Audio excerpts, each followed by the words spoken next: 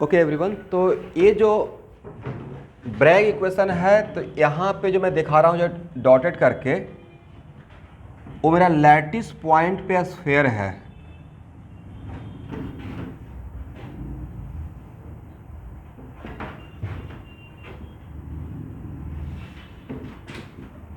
और इस इक्वेशन का यूज़ किया गया है क्रिस्टलाइन सॉलिड में दो प्लेन के बीच का। क्रिस्टलाइन सॉलिड एक ऑर्डर में अरेंज रहता है, एक लेयर, उसके बाद दूसरा लेयर, उसके बाद तीसरा लेयर, ऐसे लेयर है। तो लेयर के बीच में जो गैप रहता है, इस गैप को हम लोग बोलते हैं इंटरप्लेनार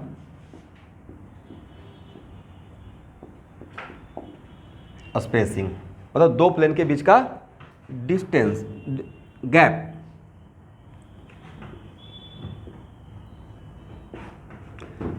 और एक गैप निकालने के लिए एक्सरे डिफ्रैक्शन का यूज़ किया गया है, और जिस इक्वेशन का हेल्प लिया गया है उस इक्वेशन का नाम है ब्रैग्स इक्वेशन। ठीक है,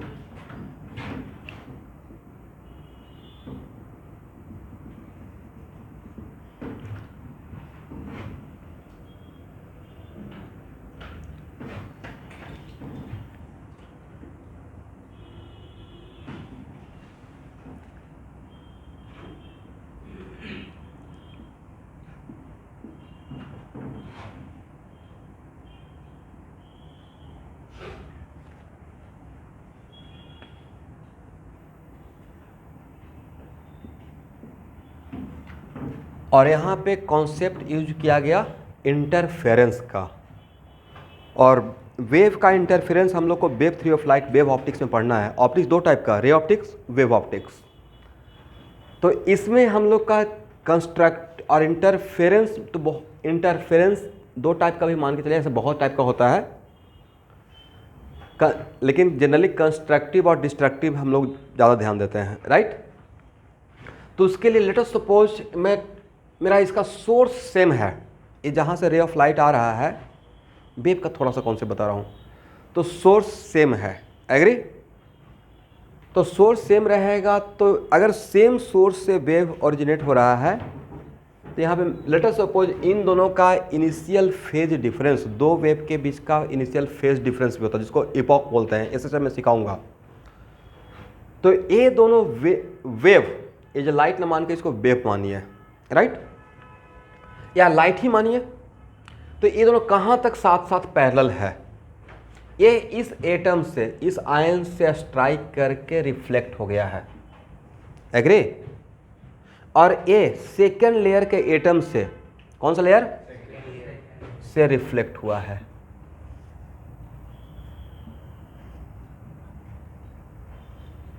तो ये दोनों साथ साथ कहां तक आया, यस, ये राइट एंगल अगर इस पर ड्रॉ कर देंगे तो यहां तक दोनों पैरेलली साथ आया। और फिर साथ कहां से वापस रिफ्लेक्ट होने के बाद कहां से साथ में है, तो यहां से राइट एंगल कर दीजिए, राइट, यहां से फिर से साथ में आए। तो अगर इसको हम लोग रे ऑफ लाइट 1 बोल रहे हैं, इसको रे ऑफ लाइट 2 बोल रहे हैं, तो किसने ज़्यादा पाथ कवर किया, ट्रेवल किया, 2 ने, यस। और ये अगर एंगल थीटा है, तो ये एंगल कितना हो जाएगा, देखिए तो ये अगर एंगल ये थीटा अगर मानते तो एंगल कितना, 90 माइनस, कैसे, तो सर ये 90 रहेगा, नहीं ये 90 रहेगा, तो ये कितना हो जाएगा 90 माइनस, तो ये मेरा एंगल है, तो ये कितना रहेगा, थीटा ना। ये अगर 90 माइनस थीटा, तो ये कितना हो जाएगा, थीटा, एग्री। एनीवे ये भी थीटा, और इसके बीच का गैप, यहाँ अगर इसे ए बोलते हैं, इसको बी बोलते हैं, इसको मैं सी बोलता हूँ, इसको डी बोलता हूँ। तो triangle A B C, right angle triangle, triangle A C B is the right angle triangle. तो क्या आप बी सी निकाल सकते हैं, कैसे, और डी पता है, ए बी का वैल्यू कितना, A B equal to what, D. तो साइन थीटा इक्वल टू क्या लिखिएगा, sine theta equal to perpendicular by hypotenuse लिखेंगे। इसके सामने का क्या रहेगा, परपेंडिकुलर, और हाइपोटेन्यूज क्या रहेगा ए बी। तो साइन थीटा इक्वल टू क्या लिख सकते हैं B C by D, then B C equal to what D sine theta. तो क्या सी डी भी डी साइन थीटा लिख सकते हैं, तो सी डी भी कितना हो जाएगा D sine theta. Then what is the path difference between second and first. Path difference, path difference मतलब पाथ का जितना एक्स्ट्रा ट्रेवल किया, तो फर्स्ट और सेकेंड और यस सेकेंड फर्स्ट से एक्स्ट्रा कितना ट्रेवल किया 2d साइन थीटा, राइट। अभी के लिए मेरे ऊपर ट्रस्ट करके इतना ही जानिए, बाकी मैं वेब थ्री फ्लाइट में बहुत बढ़िया से वेब पढ़ा दूंगा। Path difference between second and first equal to 2d sine theta. अब यहां देखिए स्टूडेंट, अब एक्चुअल में रिफ्लेक्ट होने के बाद एक पैटर्न मिलता है, रिफ्लेक्ट होने के बाद एक पैटर्न मिलेगा, और कहीं पे ब्राइटनेस ज़्यादा दिखेगा और कहीं पे ब्राइटनेस कम दिखेगा, कहीं पे डार्क दिखेगा। तो जहाँ पे सबसे ज़्यादा ब्राइटनेस, तो वहाँ उस पॉइंट को बोलते हैं कंस्ट्रक्टिव इंटरफेरेंस। तो एक, लेकिन यहाँ देखिएगा एक टर्म यूज होता है वेब थ्री फ्लाइट में, strongly reflected. Strongly reflected term है, मतलब वहाँ पे जहाँ पे स्ट्रांगली रिफ्लेक्टेड मतलब वहाँ पे ड्यू टू रिफ्लेक्शन एक कहीं पे कंस्ट्रक्टिव इंटरफेरेंस क्रिएट कर रहा है। और वीकली रिफ्लेक्टेड मतलब वहाँ पे डार्क है, रिफ्लेक्शन की वजह से भी वहाँ पे लेकिन लाइट नज़र नहीं आ रहा है। तो स्ट्रांगली रिफ्लेक्टेड का मतलब रिफ्लेक्ट होने के बाद वेव आपस में रे ऑफ लाइट क्या कर रहा है कंस्ट्रक्टिव इंटरफेरेंस कर रहा है। वैसे ही स्ट्रांगली ट्रांसमिटेड, जैसे रिफ्रैक्शन सर पढ़ाया है ना, तो वहाँ पे वेव का केस रहेगा, तो वहाँ पे हम लोग स्ट्रांगली ट्रांसमिटेड, ये सब हम लोग बाद में देखेंगे, ठीक है। तो एक्चुअल में for constructive interference path difference लिख लीजिएगा, for constructive interference due to reflection equal to, for constructive interference due to reflection path difference should be equal to N lambda. N lambda होना चाहिए। ये फार्मूला कहाँ से आया, क्यों आया, ये बाद में फिजिक्स में पढ़ेंगे, ठीक है। तो 2d sine theta equal to what N lambda. For constructive interference due to reflection path difference should be equal to N lambda. N lambda कहाँ से आया स्टूडेंट, फिजिक्स में मैं पढ़ाऊंगा, ठीक है, अभी उसमें हाफ एन आवर चला जाएगा। तो 2d sine theta equal to N lambda, तो यहाँ पे एन का वैल्यू क्या रहेगा, एन का वैल्यू रहता है यहाँ पे 1 2 3 4 एंड सो ऑन। और अगर एन का एक क्वेश्चन मेंशन क्या रहेगा, एन का वैल्यू 1 रहेगा तो इसको बोला जाएगा first order reflection.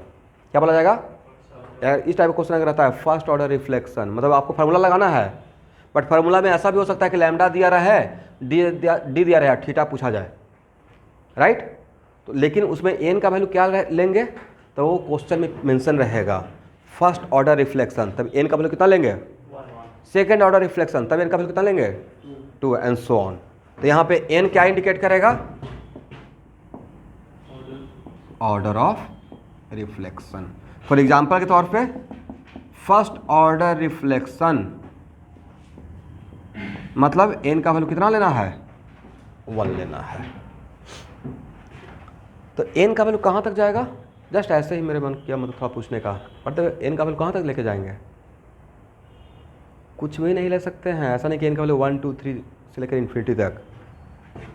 Sign theta equal to N lambda by 2d ना, and we know that sine theta का वैल्यू 1 से ज़्यादा नहीं हो सकता है, इसलिए एन का वैल्यू बढ़ा रहे हैं, और जहाँ पे एन का वैल्यू 1 को क्रॉस कर जाएगा मतलब वहाँ तक एन का वैल्यू ही रहेगा, क्योंकि एन का वैल्यू 1 2 3 हो सकता है कि आप ज़्यादा तक लेते चले जाए अगर आपको मेंशन नहीं करेंगे तो, लेकिन इस वैल्यू को इसके बराबर होना पड़ेगा ना, और साइन थीटा का वैल्यू क्या 1 से ज़्यादा होगा, इसका मतलब this value should be less than equal to 1, this value should be less than equal to 1 and greater than equal to -1, -1 से +1 के बीच में ही जा सकते हैं, right.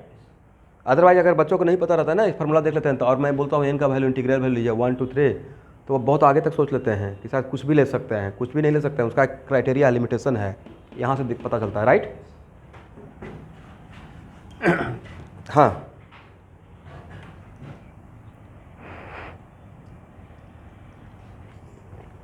for constructive interference due to reflection, path difference should be equal to n lambda, provided initial phase difference is 0. Provided initial phase difference is 0. देखिए अब student, इसमें मैं बहुत ज़्यादा नहीं जाना चाह रहा हूँ, बस इतना से ही काम चलाइए। This equation is known as Bragg's equation. इस इक्वेशन का नाम क्या है?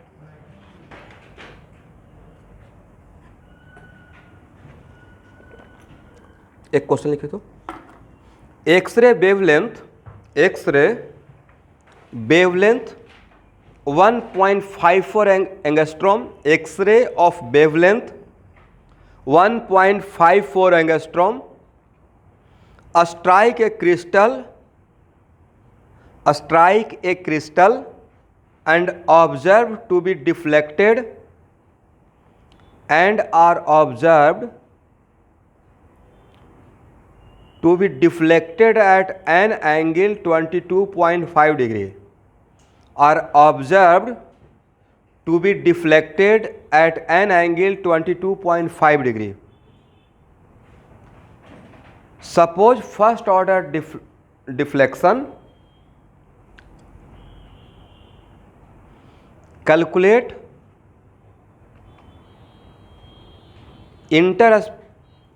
interplanar spacing of crystal.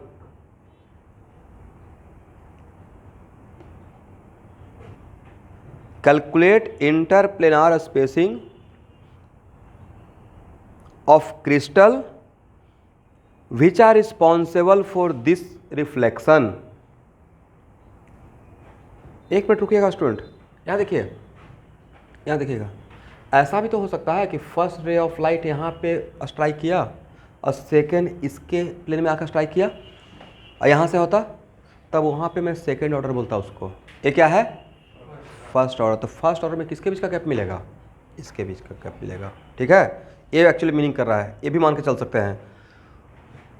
तो यहाँ तो जस्ट फार्मूला पुटिंग प्रॉब्लम हो गया, इसमें तो एफर्टलेस है, बस फार्मूला अगर याद है तो आंसर आ जाएगा आपके लिए। 2d sine theta equal to what? N lambda, right. Then d equal to N lambda by 2 sine theta. एन का वैल्यू 1 लेना है और ए कितना वैल्यू है? 1.54 एंगस्ट्रॉम टू साइन 22.5 डिग्री। मुझे लगता है कि साइन 22.5 डिग्री का वैल्यू आप निकाल सकते हैं, नहीं? साइन 45 का कॉन्सेप्ट से साइन 2a इक्वल टू कितना होता है? 2 साइन ए कॉस से। तो इसका वैल्यू निकाल पाएंगे आप ट्रिग्नोमेट्री की हेल्प से? निकल जाएगा, निकल जाएगा।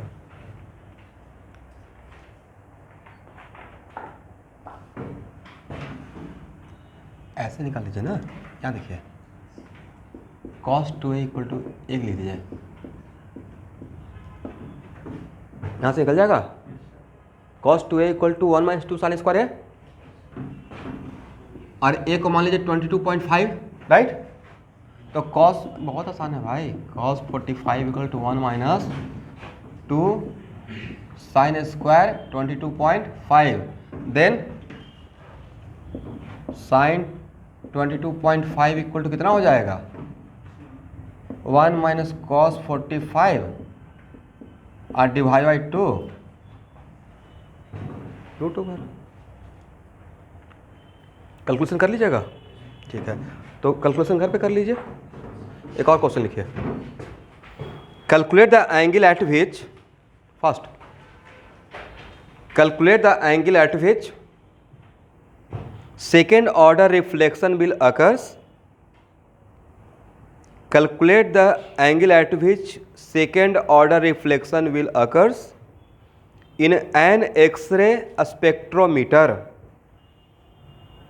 Calculate the angle at which second order reflection will occur in an X-ray spectrometer, comma, when X-ray of wavelength 1.54 angstrom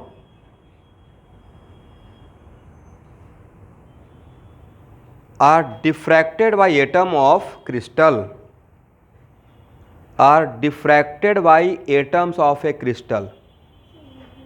फिर से मैं बोल रहा हूँ, calculate the angle at which second order reflection will occur in an X-ray spectrometer, जो machine होगा उसका नाम एक्सरे स्पेक्ट्रोमीटर है, full stop. When X-ray of wavelength 1.54 angstrom are diffracted by atoms of a crystal, full stop, right. The interplanar distance is 4.04 angstrom, the interplanar distance equal to 4.04 angstrom।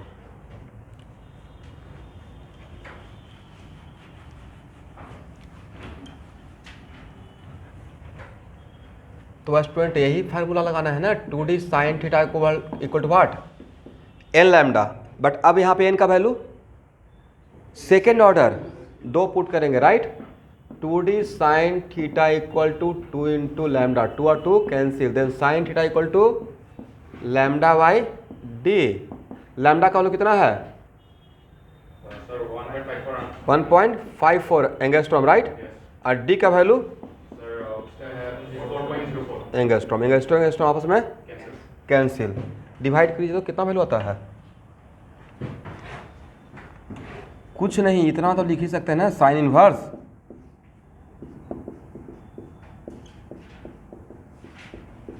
This is the answer, right.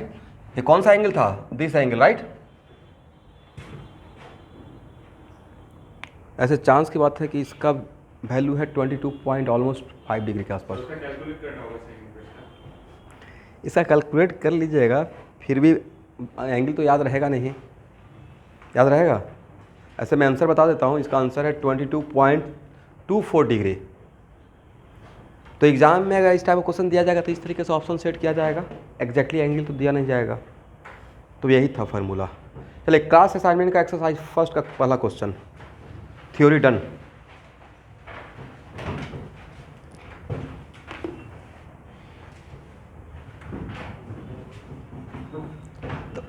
तो उसी के लिए वहाँ पे 2 adjust हो गया है, उसके बदले ही 2 कर दिया गया। बट यहाँ पे डी जो यहाँ पे रहेगा, वो डी एक्चुअली 2 कंसेक्यूटिव प्लेन के बीच का गैप है। D is the gap between 2 consecutive plane, ठीक है।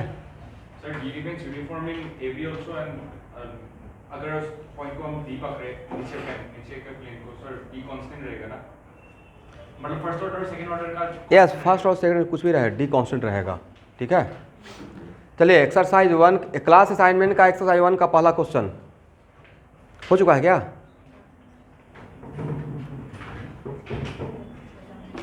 फर्स्ट क्वेश्चन शायद हम लोग थ्योरी पढ़ाने के टाइम पे ही कर लिए थे, राइट।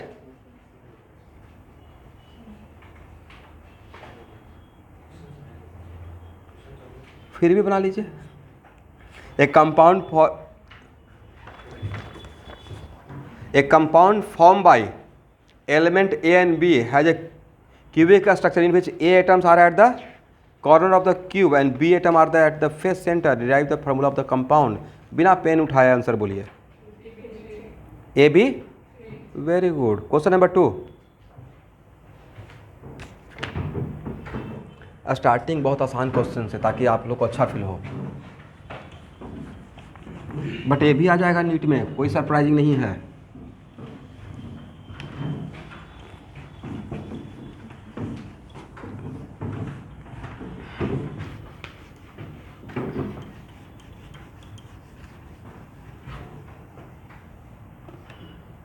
पोटेशियम क्रिस्टलाइजेज, ये भी क्वेश्चन करवा चुका हूँ एक्चुअली, फिर भी potassium crystallizes in a body centre cubic lattice, right. What is the approximate number of unit cell in 4 gram of potassium? Atomic mass is 39।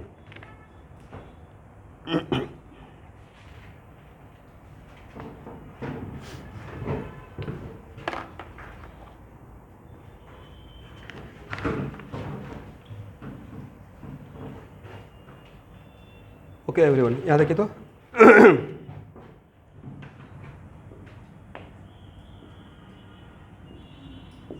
BCC में effective number of atom equal to what? Very good, effective number of potassium atom, right? Sir rank पूछ रहे हैं उसका। Effective number of potassium atom in 1 unit cell कितना लिखे? BCC में 2 होगा ना? How much? 1/8 इंटू 8। मुझे करेक्ट कीजिएगा, मैंने सही लिखा? अभिज्ञान यस सर, 1/8 बिकॉज़ वो कॉर्नर लैटिस पॉइंट में सर कॉर्नर पे रहेगा और बॉडी के सेंटर पे रहेगा, राइट? चलिए 2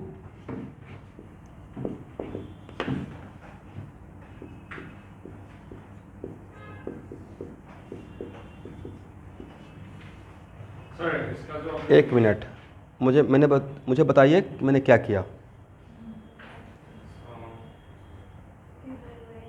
मैंने total number of atom of potassium in 4 gram निकाला। Total number of potassium in 4 gram, agree? कैसे? Mass by molar mass I into N A, ये हो जाएगा number of mole of atom. और इसमें एवोगाड्रो नाम आज से कम तो मोर देन 1 ईयर पहले पढ़ाए थे मोल कॉन्सेप्ट में, पहला क्लास में ही था, जिसका नाम था number of mole of atom का दूसरा नाम gram, number of gram atom, right? चलिए अब number of unit cell in 4 gram equal to n/2 answer लिख दें। क्या सही है? कैसे? 1 यूनिट सेल में 2 एटम रहेगा, तो जितना एटम है उसमें 2 से डिवाइड करेंगे उतना ही यूनिट सेल रहेगा। लॉजिक हो गया ना? तो डायरेक्ट इसको ये ऐसे सॉल्यूशन कर देंगे। मेरे सॉल्यूशन को समझे आप? सर मतलब जितना नंबर ऑफ एटम्स था तो उसका रैंक से आपने अब ऐसे लिखना पड़ेगा 2 atom having 1 unit cell, 1 atom having half unit cell, then atom having half into. अब थोड़ा मुझे फास्ट होने दीजिए, ठीक है? Question number 3। अब मैं चाहता हूं कि मैं एक बार बोलूं लिखूं तो आप एकदम फटाक से स्ट्राइक कर जाए, अच्छा सर ये बोलना चाह रहे हैं, तभी तो क्लास फास्ट होगा। क्वेश्चन नंबर 3,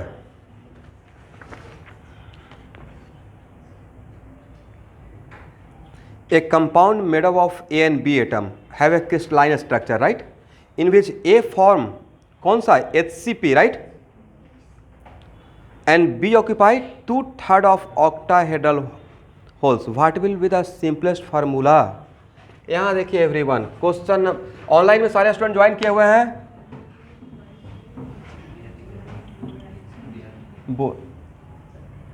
ओके, तो क्वेश्चन नंबर 3 में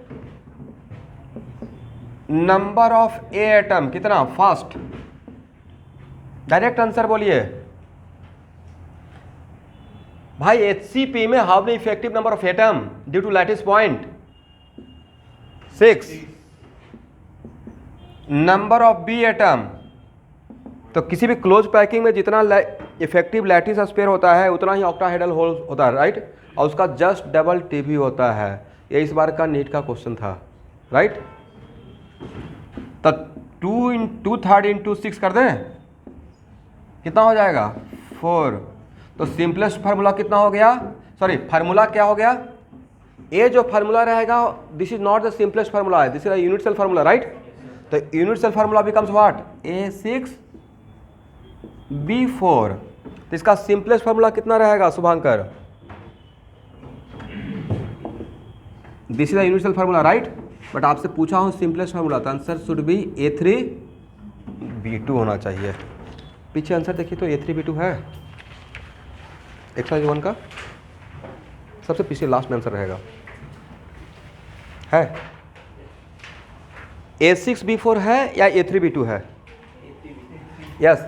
अगर इसी क्वेश्चन में अगर यूनिट सेल फार्मूला पूछते देन तो डिफरेंस समझ में आ गया ना? चलिए इसी बात पे क्वेश्चन नंबर 4 बनाइए और थोड़ा फास्ट बनाइए।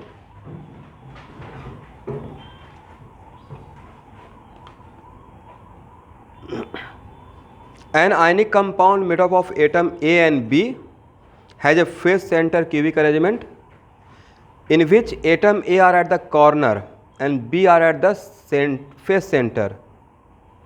If one of the atom क्या है missing from the corner, what is the simplest formula of the compound?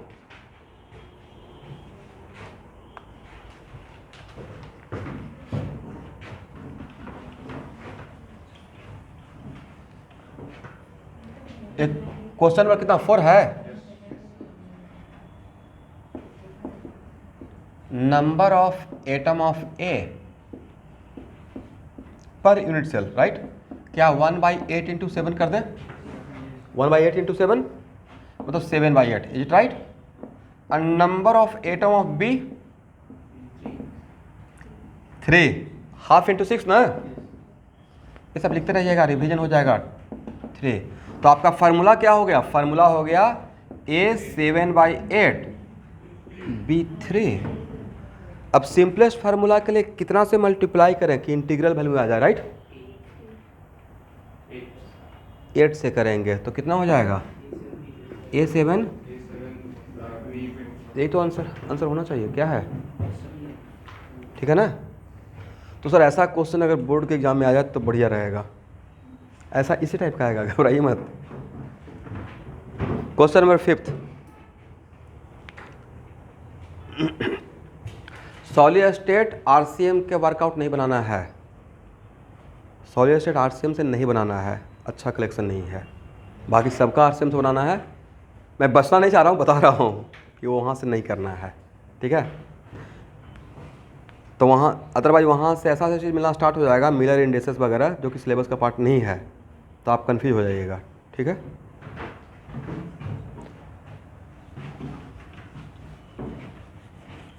But question bank से बनाना है। But I will suggest you कि क्वेश्चन बैंक से पहले सॉल्यूशन में कैटलिस्ट का होम असाइनमेंट वीडियो देखिएगा। क्या क्वेश्चन नंबर 5 का आंसर आ गया?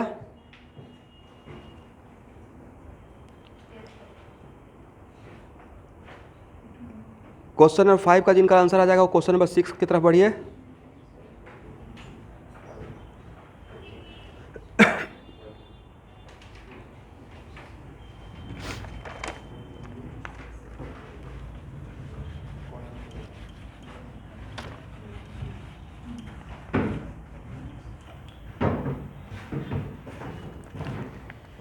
In a face center cubic arrangement, X and Y atoms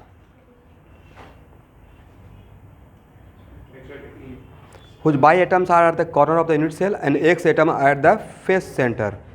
One of the X atom is missing from one of the face in unit cell. The simplest formula. Okay. तो Y कितना हो जाएगा? 1 ना, और X कितना रहेगा? Half into 5, right? तो 5/2, then x 5/2 by 1 मतलब x 5/2, यही तो आंसर होना चाहिए। करेक्ट ऑप्शन, ये तो बहुत आसान क्वेश्चन था।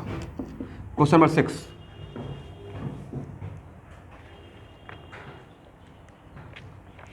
a solid crystal is composed of X, Y and Z. Y atoms are occupied 50% of OV and X atoms are occupied the 100% TV with Z atoms in CCP, right? Agree?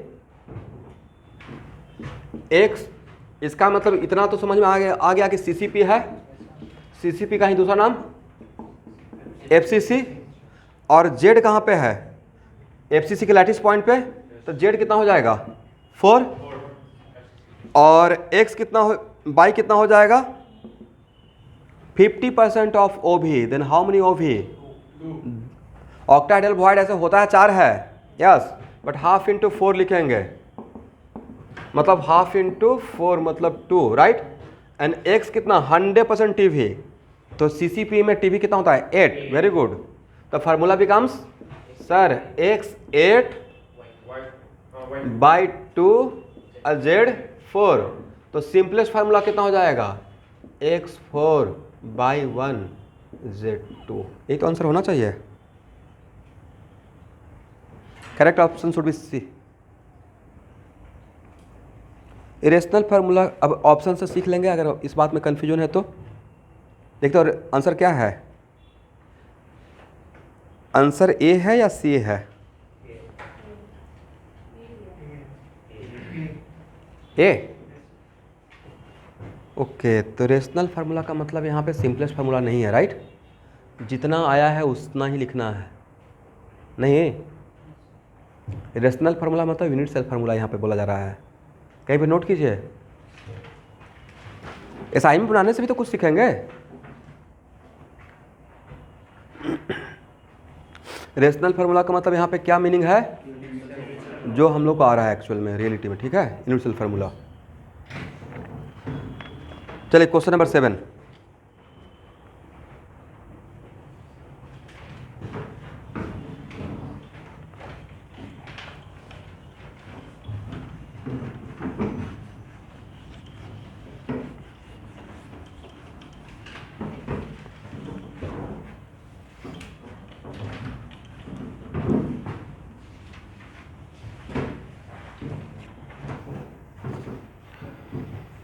In FCC lattice of NaCl structure, if diameter of Na plus is x and the radius of Cl minus is y, then the bond length of NaCl in the crystal is, तो bond length क्या रहेगा? Cation और अनायन के centres के बीच का distance, right?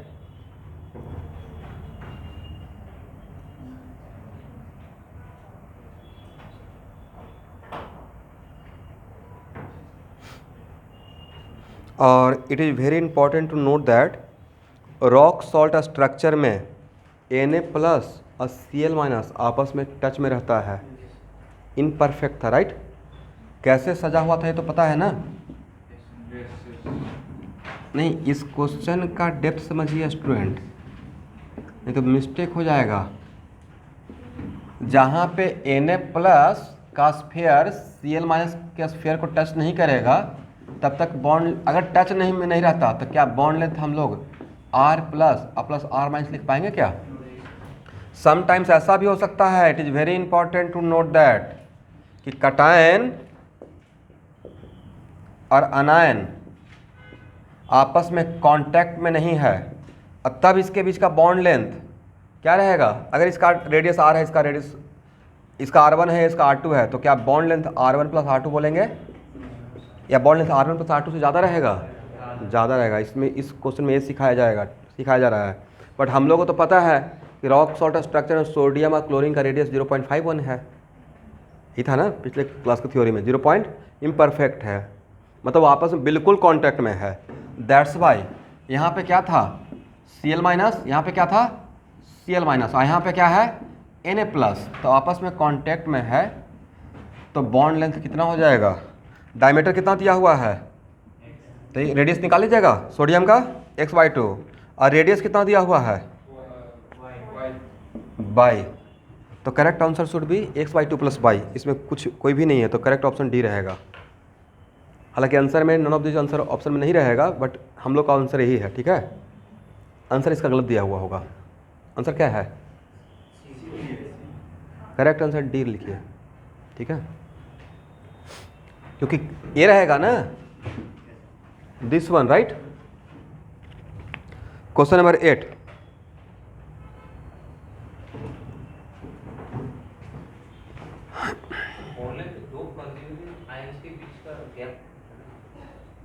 Bond length का मतलब मैं मानता हूँ कैटायन और अनायन के सेंटर से सेंटर का डिस्टेंस। अगर आयनिक कंपाउंड है तो बॉन्ड लेंथ क्या रहेगा? कैटायन और अनायन का सेंटर से सेंटर के बीच का डिस्टेंस, राइट। तो जो आप बोल रहे हैं वही तो मैं भी बोल रहा हूँ,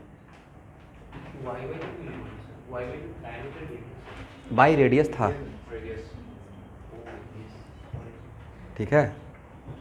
ये डायमीटर था, इसे 2 से डिवाइड किया, ये रेडियस था, इसे 2 से डिवाइड नहीं करेंगे। पर जो क्वेश्चन सेट किए थे वही, मतलब इस बात को शायद भूल गए होंगे, तो y/2 ऑप्शन में देख आंसर सी क्यों दिए होंगे, बाई को डायमीटर मान रहे होंगे, तभी आंसर y/2 लिखे। बट इसका आंसर नन हो जाएगा। Question number 8, in A cubic pack structure of mixed oxide the lattice is made up of oxide ion.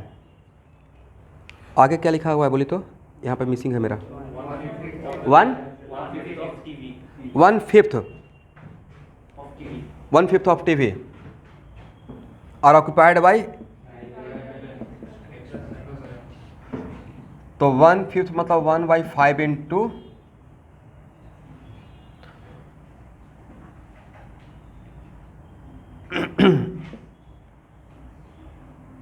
और O2 माइनस कितना 4 ना, while 1/2 of the octahedral void occupied by 3 plus 1/2 मतलब half into 4 मतलब 2।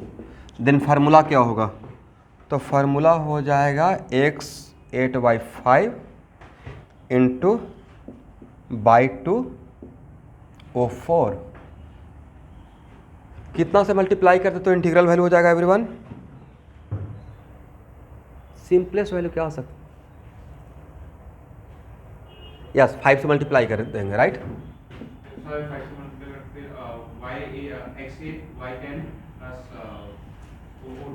O20 इसमें और छोटा हो सकता है नहीं, x4/5 O10, this is the simplest formula. Option क्या है, सी, यही करेक्ट आंसर है। Question number 9,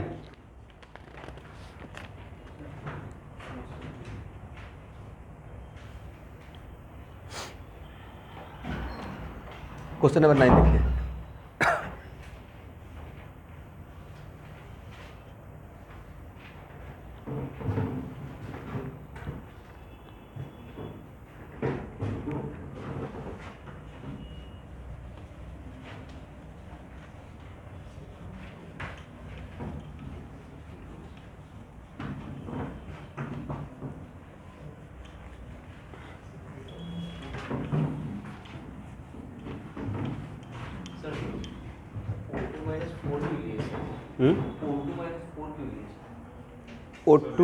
O2 minus FCC के लैटिस पॉइंट पे है, लिखा हुआ है देखिए तो,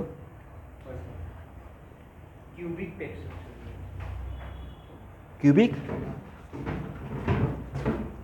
यहाँ देखिए क्यूबिक पैक स्ट्रक्चर का मतलब क्लोज पैकिंग, अंडरलाइन कीजिए। आज के बाद क्यूबिक पैक स्ट्रक्चर का मतलब आप प्लस ए सोचिए, या सिंपल क्यूबिक सिस्टम में टीबी और ओबी होता है क्या, टीबी और ओबी कहाँ रहता है, क्लोज पैकिंग में राइट। तो क्लोज पैकिंग जैसे ही टीबी ओबी बोल दिए तो वहाँ से ही समझ में आ जाना चाहिए था कि इट इज FCC राइट। ऐसे भी आज के बाद अगर पैक्ड स्ट्रक्चर बोल रहे हैं, क्यूबिक पैक्ड स्ट्रक्चर मतलब उसका दूसरा नाम CCP, तीसरा नाम FCC।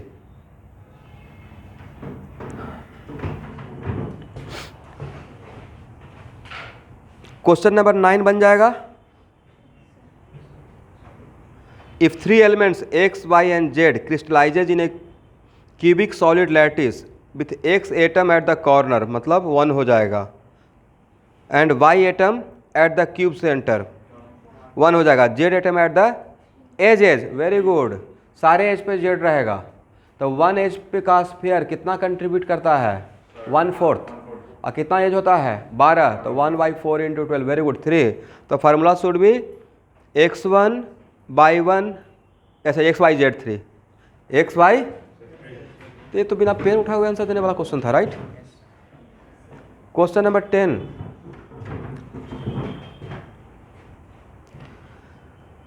show by simple calculation that percentage of a space occupied by a sphere in hexagonal cubic SCP 74%। यहाँ देखिए ये थ्योरी पढ़ाया हूँ, SCP में पैकिंग फ्रैक्शन 74% 0.74, तो ये सिंपल कैलकुलेशन था, इसका हाइट निकालना ही अपने आप में कैलकुलेशन था राइट। तो क्या इस क्वेश्चन को करना पड़ेगा, नहीं समझे, नहीं एक मिनट, इसमें ऑलरेडी डन, ये थ्योरी में हो चुका है, इसका सॉल्यूशन है सी द नोटबुक राइट। इसको आपको दोबारा देखना पड़ेगा। इसमें सबका आंसर इसमें ये आया था, मैं बता रहा हूँ क्या आया था, r + 2r + r 4r। एक स्फीयर पे, दूसरा स्फीयर पे, तीसरा स्फीयर, यहाँ से यहाँ तक सब लोग क्या सोच रहे थे, r 2r and r 4r, but height 4r आया था या लेस देन 4r, उसके गैप में से नीचे आ गया था, समझ गए। तो उसका हाइट बड़ा हम लोग तरीके से निकाले थे। क्या है बनाना पड़ेगा ऑनलाइन का स्टूडेंट, बोलते नहीं ना, 2 ही बेचारे स्टूडेंट बोल रहे हैं, बाकी सब चुप रहते हैं।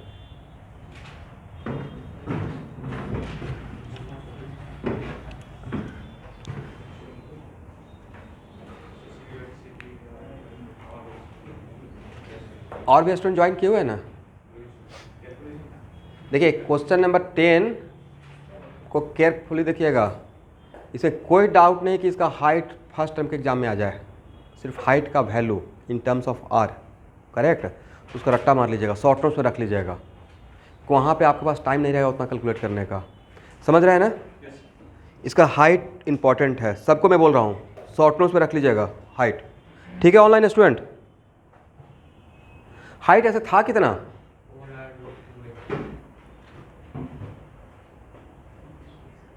h = व्हाट, HCP का कितना हाइट था क्लोज पैकिंग का, बिना नोटबुक देखे हुए रिकॉल कीजिए।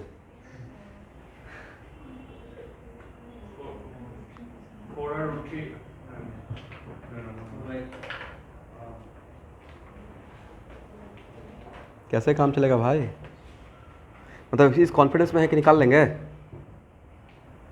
चलिए ये तो समझ में आ गया ना कि सॉल्यूशन का शॉर्ट नोट्स बनाना पड़ेगा आपको। और जो चीज़ याद रहेगा उसको नहीं एफर्ट लगाइए, बाकी सॉल्यूशन में सब कुछ याद रहेगा आपको, TVO भी, राइट। याद नहीं रहेगा ये वाला हाइट, इसका वॉल्यूम, प्लीज़ इसको रट्टा मार लीजिएगा, correct. Question number 11,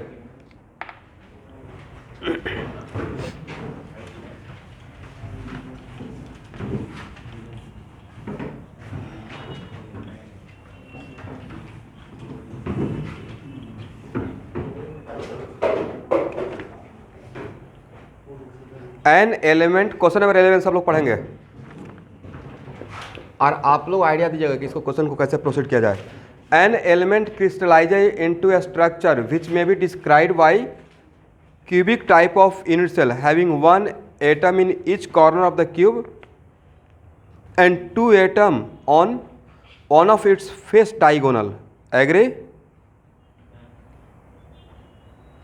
If the volume of this unit cell is this one and density of the element is this one, calculate the number of atom present in 200 gram of the element.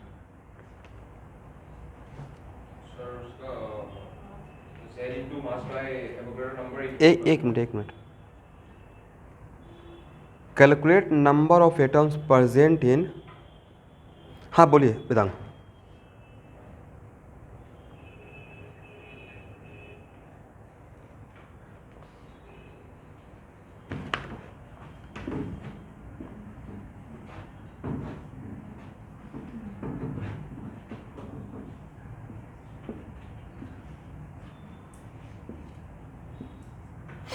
यहाँ देखिए, यहाँ पे कौन रहेगा, कौन सा item, मतलब only one type of atom है ना, और किसी एक फेस डायगोनल पे 2 रहेगा, ऐसे ये बोला गया है। ये क्वेश्चन का डिमांड है, इसमें मैं भी कुछ नहीं कर सकता हूँ, जैसा क्वेश्चन है वैसा मैं सॉल्व करूँगा, राइट। इसका मतलब है कि इफेक्टिव नंबर ऑफ एटम कितना, जेड का वैल्यू बताइए सर, 1/8 × 8 प्लस हाफ × 2, राइट, कितना हो जाएगा 1 + 1 = 2। और भाई डेंसिटी, अब 1 मिनट रुकेगा, इस क्वेश्चन का यहाँ देखिए किसमें कितना क्या निकालना है सर, 200 ग्राम में टोटल एटम निकालना है, तो 200 ग्राम में टोटल एटम निकालना है, इस क्वेश्चन को भूल जाइए, बस यही रहता, मास = 200 ग्राम, इसमें नंबर ऑफ एटम निकालना है, तो आप क्या करते सर, पहले नंबर ऑफ मोल निकालते, और नंबर ऑफ मोल के लिए मास बाई मोलर मास खोजते, और ए मिल जाता तो sir N into N A कर देते। इसका मतलब क्या आपको नहीं पता है? Atomic weight. और एटॉमिक वेट कहाँ से निकाल लेंगे? डेंसिटी के फार्मूला से। समझे क्वेश्चन कहाँ से पूछा गया था? मतलब पहले तो आप, लास्ट लाइन तो बहुत आसान था, इतना में एटम निकालना है तो सबको पता है कि नंबर ऑफ मोल निकालेंगे, एन से मल्टीप्लाई कर लेंगे, राइट? एग्री? डेंसिटी का फार्मूला क्या था? Z M. एम का काम यहाँ पे कौन कर रहा है? Atomic weight divide by N A cube, right? निकालिए।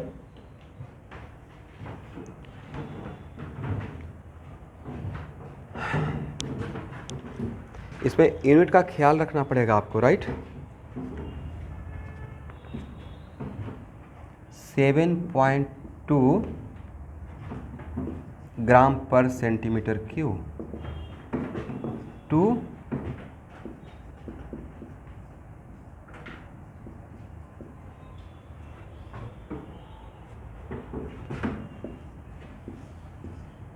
ए क्यू। वॉल्यूम कितना है? 24 इंटू 10 टू द पावर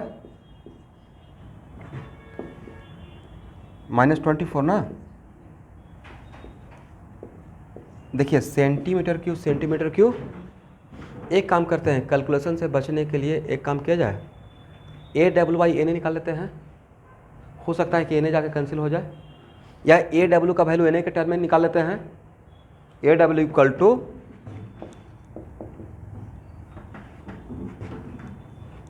तो ए डब्ल्यू इक्वल टू कितना हो जाएगा?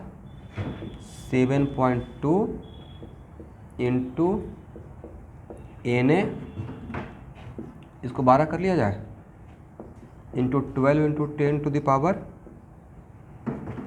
-24। हालांकि इसका कैलकुलेशन भी आसान ही है। एन ए का वैल्यू पुट करेंगे तो 6.023 इंटू 10 टू पावर -23 रहेगा और -24, तो बचकर कितना होगा? -1। यहाँ के बाद लेकिन देखिए मैंने यूनिट का ख्याल रखा है। यहाँ पर डेंसिटी ग्राम पर सेंटीमीटर क्यूब में था, तो यहाँ पे वॉल्यूम भी किस में रखे है? सेंटीमीटर क्यूब, ताकि सेंटीमीटर क्यूब और सेंटीमीटर, मतलब कहने का सेंस है यूनिट का ख्याल रख लीजिएगा। चलिए इस क्वेश्चन को यहाँ पे छोड़ा जाए, कैलकुलेशन पार्ट हो जाएगा आपसे। थोड़ा जगह छोड़ दीजिए, इस क्वेश्चन को घर पे सॉल्व कर लीजिएगा। Question number 12।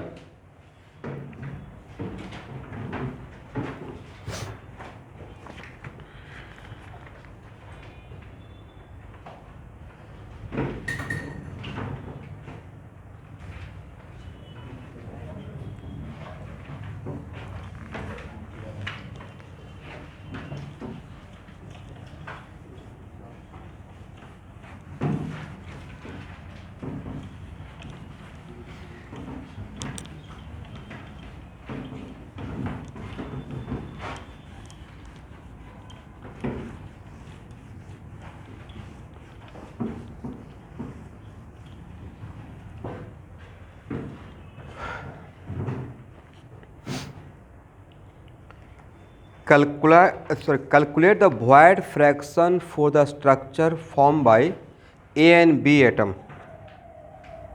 such that A form HCP structure and B occupy 2/3 of octahedral void. Is it right? Assuming that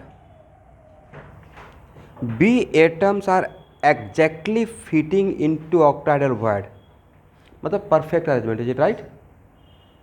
perfect arrangement है। इसका मतलब ये हुआ fitting into octahedral void in the HCP form by A।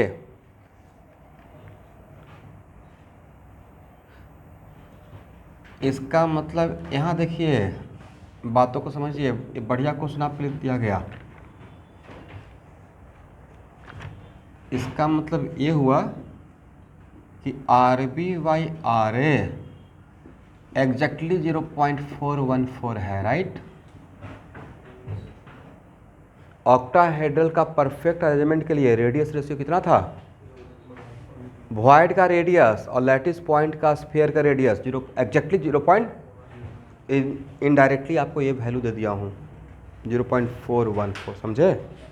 ये बढ़िया question हो गया आपके लिए, अभी तक का सबसे बढ़िया क्वेश्चन इसी को मैं मानूंगा। अब यहाँ पे वॉल्यूम ऑक्यूपाइड, तो volume occupied equal to 6 into 4/3 pi R A cube लिख सकते हैं। 6 से क्यों मल्टीप्लाई किया? इफेक्टिव ए का और ए का स्फीयर का रेडियस फिर वॉल्यूम, अब प्लस बी कितना है इफेक्टिवली, वेरी गुड। अब सोचिए तो इतना बार हम लोग टीवी और ओबी का बात कर लिए हैं, एफसीसी और एचसीपी का, भाई इसको तो भूलकर भी नीट के एग्जाम तक नहीं भूल सकता है कोई। अब फिर भी अगर कोई भूल रहा है मतलब सच में नहीं पढ़ा है सॉलिड स्टेट।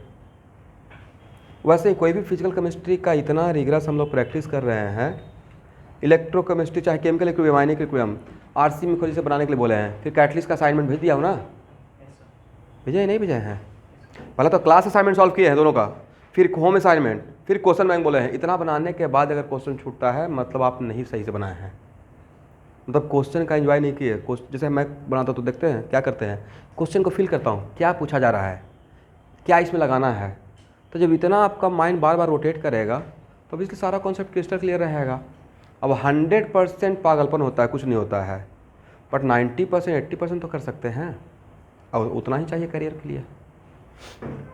वैसे ही बरिल बायो बहुत तगड़ा रखी है, हालांकि बहुत ज़्यादा क्लास है इसलिए आप लोग का शेड्यूल हेक्टिक है, बट कम से कम बायो का इतना कुछ तो बना रहे हैं ना। एमटीजी का फिंगर टिप्स, मास्टर दे एनसीईआरटी और क्या था, और क्वेश्चन बैंक।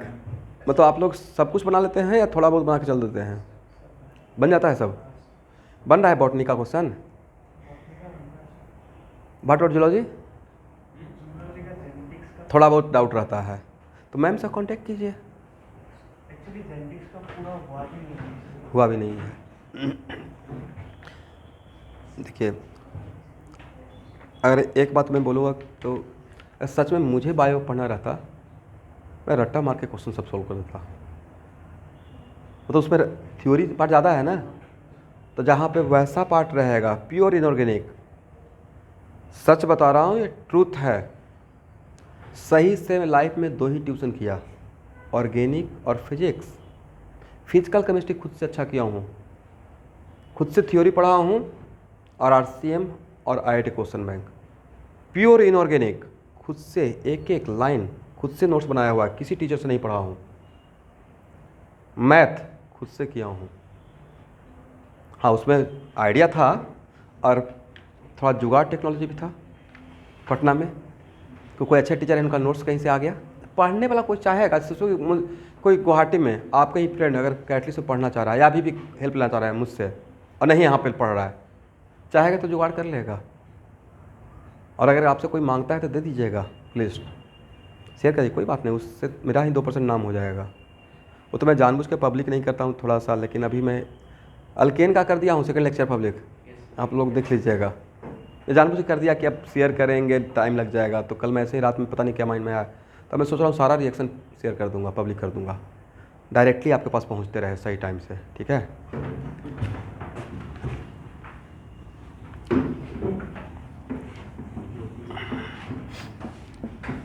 चलिए इतना हो जाएगा ना, तो ए कितना रहेगा 4 इंटू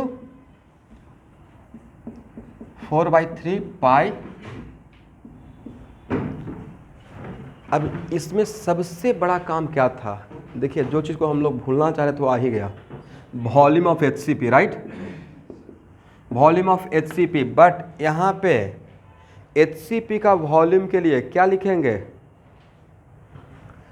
परफेक्ट अरेंजमेंट है तो without help of radius of void we can find out the volume of HCP. अगर इम्परफेक्ट रहता तो रेडियस ऑफ वॉइड का भी रिक्वायरमेंट होता, तो वॉल्यूम ऑफ एचसीपी का क्या रहेगा, क्या इतना लिख सकते हैं, कितना था, 6 ट्रायंगल था ना,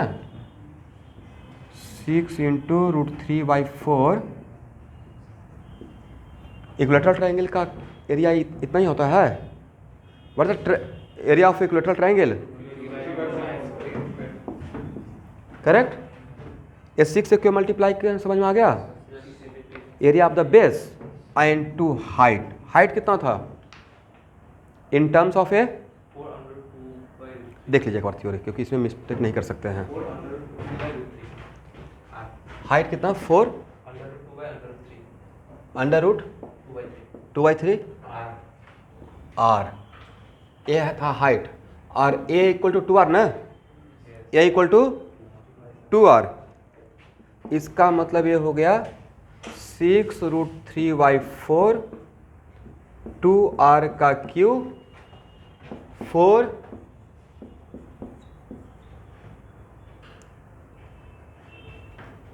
देखिए तो कुछ गड़बड़ लग रहा है, ये तो ए स्क्वायर रहा होगा ना, what is that area of equilateral triangle, वही तो वॉल्यूम का एफ के पावर 4 हो जाएगा, R4 हो जाएगा, राइट। तो ये तो रेडीमेड हम लोग वॉल्यूम रेडियस के टर्म में निकाल के रखे थे। थ्योरी देखिए, थ्योरी में क्या था,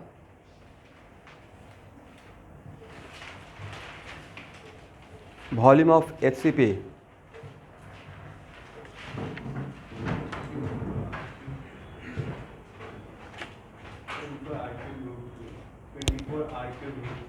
R24 √2। यस, चलिए अब यहाँ पे ये जो 24 R³ है, ये R किसका R, sphere of the lattice sphere, sorry किसका स्फीयर, लैटिस पॉइंट का स्फीयर। और परफेक्ट अरेंजमेंट में क्या वॉइड का हेल्प लेने का रिक्वायरमेंट है, नहीं है। यहाँ तक आ जाइए। तो ये तो रेडीमेड हम लोग को याद होना चाहिए, ये वाला फार्मूला, राइट। ये प्लीज इसको रट्टा मार लीजिएगा, नहीं तो टाइम लग जाएगा।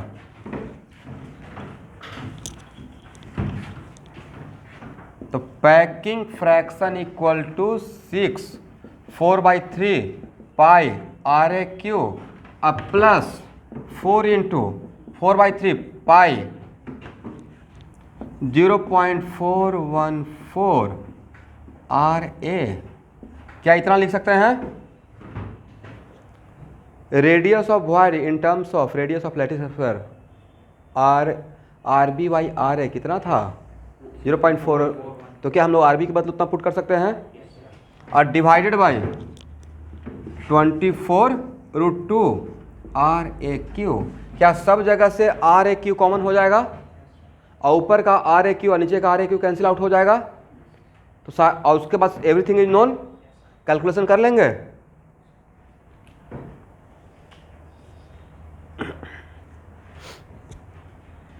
इस केस में क्या 0.74 आएगा आंसर, उससे ज़्यादा आना चाहिए पक्का, परफेक्ट अरेंजमेंट है। जैसे इससे पहले एक क्वेश्चन शायद वेदांग आप सॉल्व किए थे तो बोले थे सर थोड़ा कम आया है, राइट। बट इस केस में because volume of unit cell बढ़ा नहीं है, परफेक्टली अरेंज है, राइट। और लैटिस पॉइंट के अलावा वॉइड में भी आपने स्फीयर डाला है, तो डैम श्योर कैलकुलेशन करेंगे उसका पैकिंग फ्रैक्शन 0.74 से ज़्यादा आना चाहिए। तो अगर हो सकता है किसी के पास कैलकुलेटर वगैरह अगर है, थोड़ा एक बार कैलकुलेट करके देखिए कॉन्फिडेंस पॉइंट ऑफ व्यू से।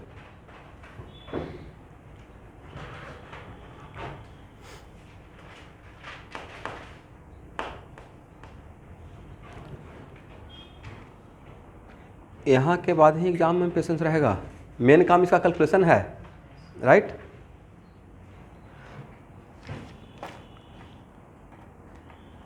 एक क्वेश्चन को मैं जे मेन लेवल का मानता हूँ कैलकुलेशन के पॉइंट ऑफ व्यू से, ठीक है। ये 1 मिनट में कैलकुलेशन होने वाला नहीं है।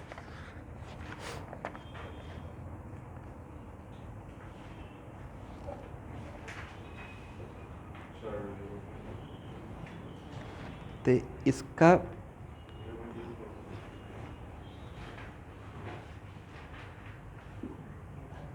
वन में से 0.224 माइनस कीजिए तो कितना आता है,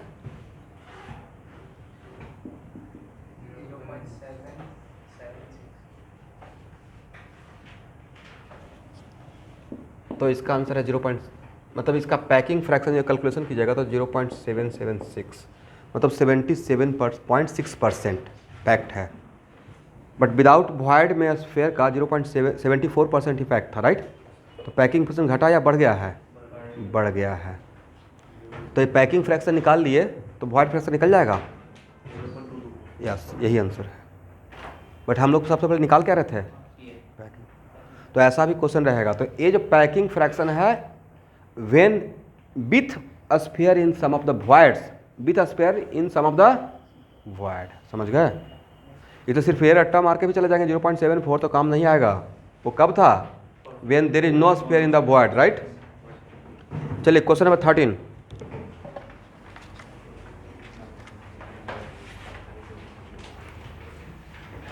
मतलब आइडिया तो मिल गया ना आपको मोटा मोटी।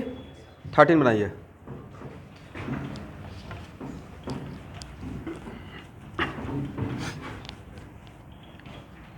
हाँ, कैलकुलेशन इसमें ज़्यादा, इसमें मैं भी कुछ नहीं कर सकता हूँ स्टूडेंट।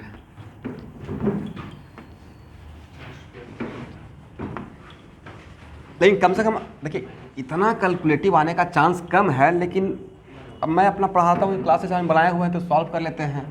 कम से कम कॉन्सेप्ट तो क्लियर हो जाएगा, right. Question number 13।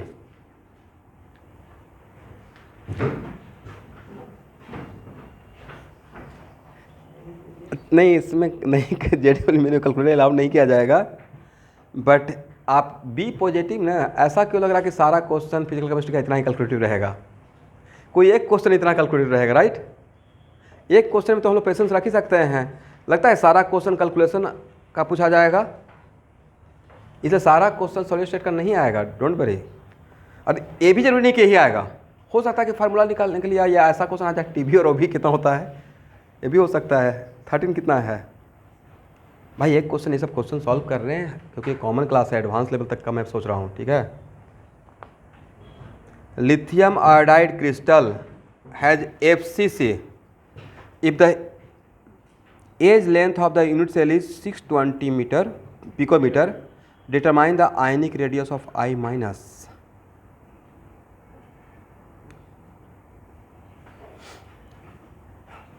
If the age length of the unit cell 620 picometer,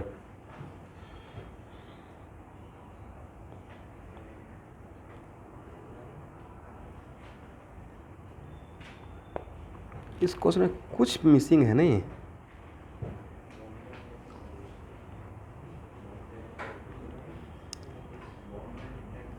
एक मिनट,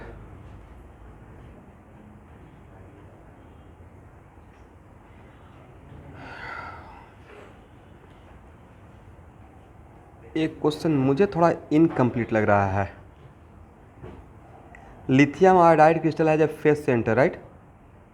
ये तो पता है कि I माइनस लैटिस पॉइंट पर रहेगा, बट Li प्लस कहाँ रहेगा? वॉइड में रहेगा, बट वहाँ पे दो टाइप का वॉइड है।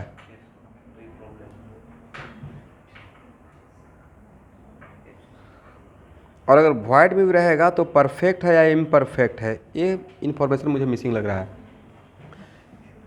करेक्ट। ये इन्फॉर्मेशन थोड़ा सा मिसिंग लग रहा है।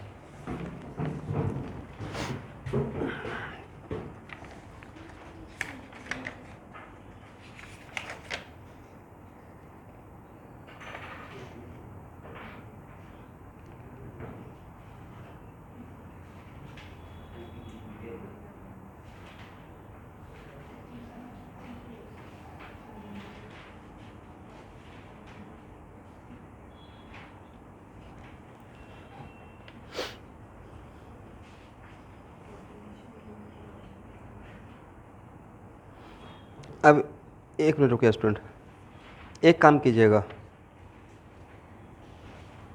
इस क्वेश्चन से ध्यान सुनिए। इस टाइप का क्वेश्चन अगर रहेगा और अगर रेडियस रेशियो नहीं दिया रहेगा, ऑनलाइन स्टूडेंट सुन पा रहे हैं मुझे? तो इस टाइप का क्वेश्चन में अगर रेडियस रेशियो नहीं दिया रहेगा तो परफेक्ट अरेंजमेंट मान लीजिएगा, जिसका भी, चाहे टीवी का या ओवी का। और अगर एफसीसी में परफेक्ट अरेंजमेंट है तो क्या उसका एज लेंथ निकालने के लिए कटायन का रेडियस का रिक्वायरमेंट होगा? एप्स यहाँ देखिएगा, √2a इक्वल टू क्या लिख सकते हैं ना, 4r माइनस, राइट। लेकिन एक कब तक अलाउ रहता है, चाहे टीवी या OP जो भी हो, लेकिन परफेक्ट अरेंजमेंट के लिए। तो for perfect arrangement there is no requirement of radius of atom which are present in the void, चाहे टीवी में या OB में। तो इस क्वेश्चन में आगे एक ही 2 ही लाइन बोला गया, और एक लिथियम प्लस के लिए कुछ नहीं बोला गया है, और ना ही रेडियस रेशियो दिया हुआ है कुछ मेंशन करने के। तो इसका मतलब डिफॉल्ट में हम लोग क्या सोचेंगे, हम लोग जानबूझ के फिर इम्परफेक्ट की तरफ क्यों जाएंगे। नहीं बोला गया तो परफेक्ट मान के क्वेश्चन को सॉल्व करेंगे, और अगर परफेक्ट रहेगा तो √2a equal to what, 4r minus मान लेंगे, ठीक है। और आपको ए तो दिया हुआ है ना, एज लेंथ, यस। तो √2a equal to 4 into radius of anion, anion मतलब I माइनस। तो क्या यहाँ पे R माइनस का रेडियस निकल जाएगा, √2 इंटू 6 कितना, 620 और डिवाइड बाई 4। मतलब इस क्वेश्चन से हम लोग ये बात सीखे कि अगर वॉइड में है और कुछ नहीं रेडियस रेशियो दिया हुआ है तो हम लोग परफेक्ट मान लेंगे। और जब परफेक्ट अरेंजमेंट में without help of radius of void we can find out the value of A, मतलब ये रिलेशन निकाल सकते हैं, ठीक है, ए और आर का। इस क्वेश्चन से आंसर आ गया। इस क्वेश्चन में हिंट ये दिया गया, ऐसे मानना है। चलिए क्वेश्चन नंबर 14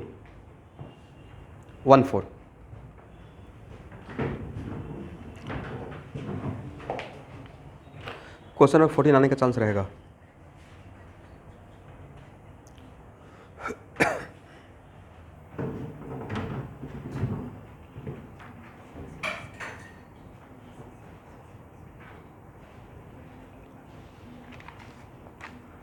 क्वेश्चन में क्या बोला गया है, when heated above 916 degree iron changes its crystal structure from BCC to CCP, right. BCC से किस में कन्वर्ट कर गया, CCP structure, without any change in the radius of the atom. मतलब एटम का साइज चेंज नहीं हुआ है, अपने स्ट्रक्चर को, यूनिट सेल को चेंज कर लिया, राइट। और किस में कन्वर्ट हो गया, BCC से। Then ratio of density of crystal before heating and after heating, किसका रेशियो ऑफ डेंसिटी बोला गया ना, क्या बोला गया है, इसका मतलब डेंसिटी ऑफ BCC और डिवाइड बाय डेंसिटी ऑफ, यही निकालना है। Do it fast.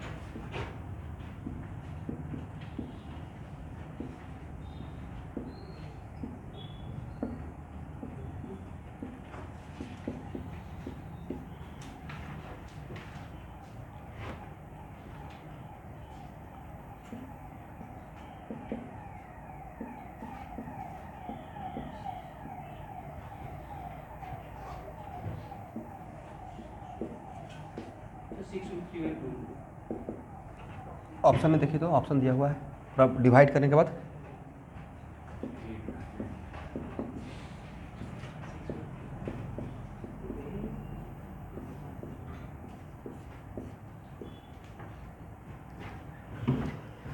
देखिए तो मैंने सॉल्यूशन सही से किया या किनको किनको कहाँ पे डाउट है मेरे सॉल्यूशन में?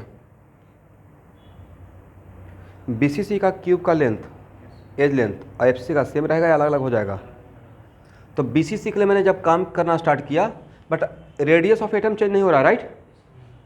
तो डेंसिटी ऑफ बीसीसी के लिए इफेक्टिव स्फीयर कितना रहेगा? 2 into atomic weight divide by Na into A1 cube. और बीसीसी में एज लेंथ का रिलेशन क्या था? Along that body diagonal touch करता था। बीसीसी में कैसे टच था? तो √3A1 is the edge length of BCC cube, right? तो √3A1 इक्वल टू 4R लिख सकते हैं। तो A1 equal to 4R by √3, इसको मैंने यहाँ पुट कर दिया। अब डेंसिटी ऑफ एफसीसी के लिए 4 एटॉमिक वेट, एफसीसी में कितना इफेक्टिव स्फीयर? 4। बीसीसी में कितना effective sphere? 2। 4 into AW/Na A2 cube, where A2 is the edge length of FCC. दोनों क्यूब का अलग अलग हो जाएगा एज लेंथ, ठीक है?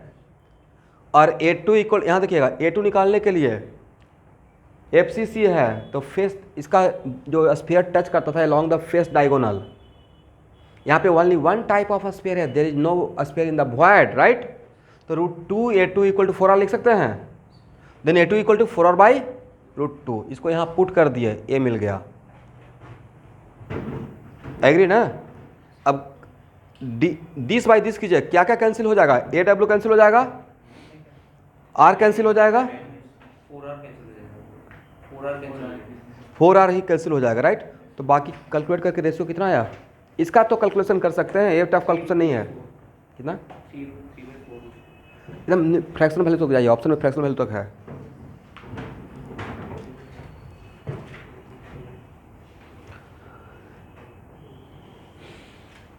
इतना कैलकुलेशन तो मैं एक्सपेक्ट कर सकता हूँ, राइट?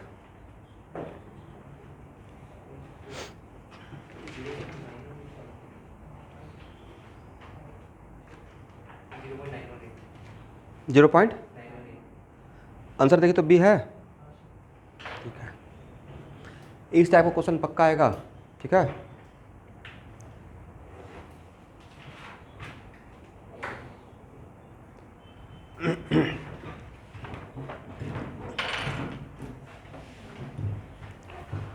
तो एक काम करते हैं स्टूडेंट, यहाँ से लेकर देखिए इसमें 50% मैं सॉल्व कर दूंगा, मतलब 1 मोर क्लास, और उसके बाद सेकेंड एक्सरसाइज या ऑब्जेक्टिव जो है, क्या खुद आप लोग एफर्ट लगाएंगे? हो जाएगा। इसलिए एक्सरसाइज 1 का सारा क्वेश्चन मैं 46 तक मैं ले लेता हूँ। नेक्स्ट क्लास में एक्सरसाइज 1 का मतलब क्वेश्चन नंबर 15 से लेकर लास्ट तक, और उसके बाद एक्सरसाइज 2 एंड ऑनवर्ड्स खुद से ट्राई कीजिएगा, हो जाएगा आपसे। अगर ऑनेस्ट ट्राई कीजिएगा तो हो जाएगा, और अगर नहीं भी कर पाते हैं तो एक्सरसाइज 1 से भी काम चल जाएगा। लेकिन एक्सरसाइज 2 का जो ऑब्जेक्टिव रहेगा उसको ज़रूर बना लीजिएगा।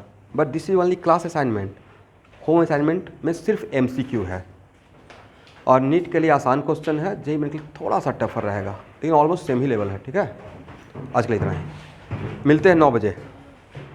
इसे जल्दी से आप लोग निकलिए यहाँ से। Okay, thank you.